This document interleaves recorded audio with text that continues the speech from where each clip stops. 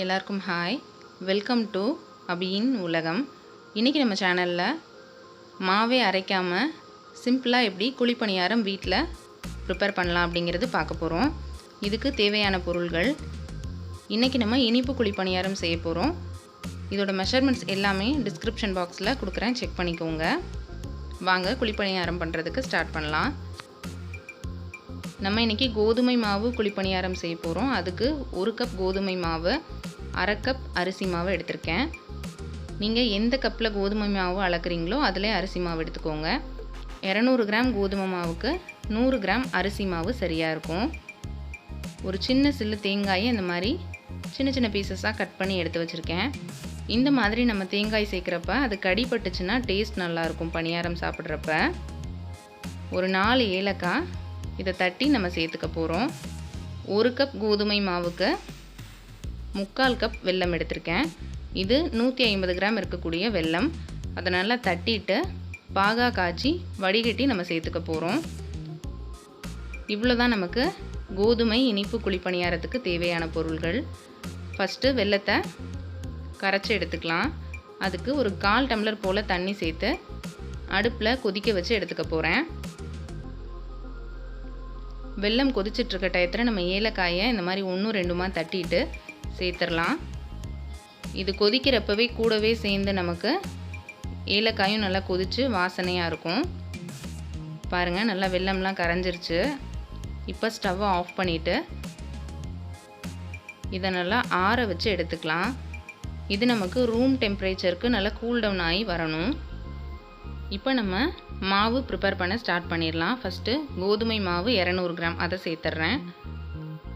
அடுத்ததாக நான் இன்றைக்கி வீட்டில் அரைச்ச பச்சரிசி மாவு தான் எடுத்திருக்கேன். நீங்கள் இன்ஸ்டண்ட்டாக இருக்கிற கொழுக்கட்டை மாவு, இடியப்ப மாவு எது இருந்தாலும் ஆட் பண்ணிக்கலாம். 100 கிராம் அரிசி மாவு சேர்த்துருக்கேன்.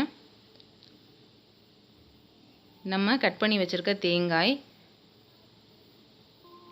இது கூட நல்லா மொறுமொறுன்னு வரணுங்கிறதுக்காக 1 டேபிள் ஸ்பூன் ரவை, அந்த இனிப்பை நல்லா என்ஹான்ஸ் பண்ணி கொடுக்கறதுக்காக 1 பிஞ்ச் சால்ட் எடுத்திருக்கேன். இது கூட நம்ம கரைச்சி வச்சுருக்க வெள்ளை தண்ணி, அதுவுமே நல்லா ஆறி ரெடியாக இருக்குது. இதை நல்லா ஒரு டைம் மிக்ஸ் பண்ணி விட்டுட்டு நம்ம கரைச்சிருக்க வெள்ளை தண்ணியை நம்ம வடிகட்டிட்டு இதில் சேர்த்துக்க போகிறோம். இந்த மாதிரி வெள்ளத்தை வடிகட்டிட்டு நம்ம சேர்த்தோம்னா இதில் இருக்க கல், மண், தூசி எல்லாமே நமக்கு ரிமூவ் ஆயிரும், நல்லா பியூராக இருக்கும். நம்ம சேனலில் ஆல்ரெடி மாவை அரைச்சி செய்யக்கூடிய இனிப்பு குழிப்பணியாரம் ரெசிபி போட்டிருக்கேன். அதோட லிங்க் ஐகார்ட்லேயும் டிஸ்கிரிப்ஷன்லேயும் கொடுக்குறேன், செக் பண்ணிக்கோங்க.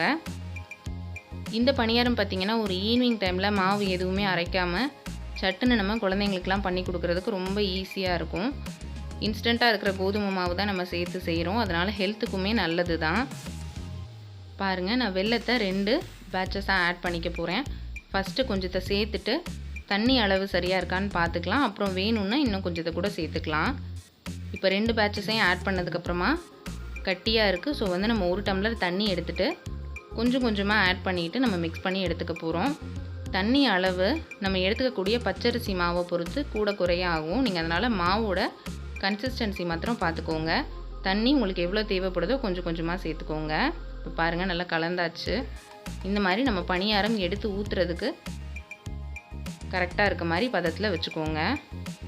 பாருங்கள், நமக்கு குழிப்பணியாரத்துக்கு மாவு ரெடி ஆயாச்சு. இப்போ குழிப்பணியாரம் கல் நான் ஹீட் பண்ணியிருக்கேன் சைடில். இதில் கொஞ்சம் போல் எண்ணெய் சேர்த்துக்கலாம். நான் இன்றைக்கி எண்ணெய் சேர்த்து பண்ணுறேன். நீங்கள் உங்களுக்கு வேணும்னா நெய் கூட சேர்த்துக்கோங்க, நல்லா வாசனையாக இருக்கும். இப்போ நம்ம கலந்துருக்க மாவை ஒரு கரண்டியாக எடுத்து ஆட் பண்ணிக்கலாம்.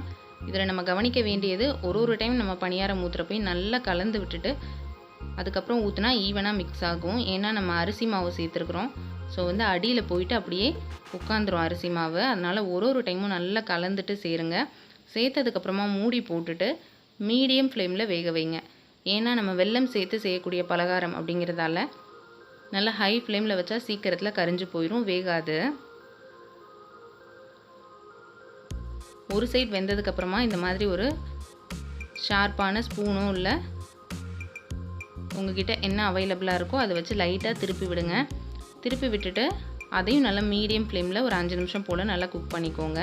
அப்போ தான் நமக்கு நல்லா மொறுன்னு கிடைக்கும். பாருங்கள், நமக்கு பணியாரம் ஆல்மோஸ்ட் ரெடி ஆயாச்சு. இது இந்த மாதிரி மேலே ஓட்டை ஓட்டையாக வந்திருக்கும். அதை வச்சே நம்ம இது வெந்தது கண்டுபிடிச்சிக்கலாம். பாருங்கள் உள்ளே எவ்வளோ ஹோல்ஸ் ஃபார்ம் ஆகிருக்குன்னு. இந்த மாதிரி நல்லா ஓட்டை ஓட்டையாக கிடைச்சாலே நமக்கு கரெக்டான பதத்தில் பணியாரம் வந்திருக்கு, நம்ம ப்ரிப்பேர் பண்ணியிருக்கோன்னு அர்த்தம். இது பாருங்கள் ஓரத்தில் எல்லாம் முறுமுறுன்னு, நடுவில் சாஃப்டாக ரொம்ப சூப்பராக இருக்கும். ரொம்ப ஹெல்த்தியான ஒரு ஈவினிங் டைம் ஸ்நாக்கு. கண்டிப்பாக நீங்களும் இந்த கோதுமை குழி பணியாரத்தை உங்கள் வீட்டில் ட்ரை பண்ணி பார்த்துட்டு உங்களோட ஃபீட்பேக்ஸை என்னோட கமெண்ட் செக்ஷனில் ஷேர் பண்ணுங்கள். என்னோடய வீடியோஸ் உங்களுக்கு பிடிச்சிருந்தா நம்ம சேனல் அபியின் உலகம்க்கு சப்ஸ்கிரைப் பண்ணிவிட்டு உங்கள் ஃப்ரெண்ட்ஸ் அண்ட் ஃபேமிலிக்கு ஷேர் பண்ணிடுங்க. தேங்க்யூ ஃபார் வாட்சிங்.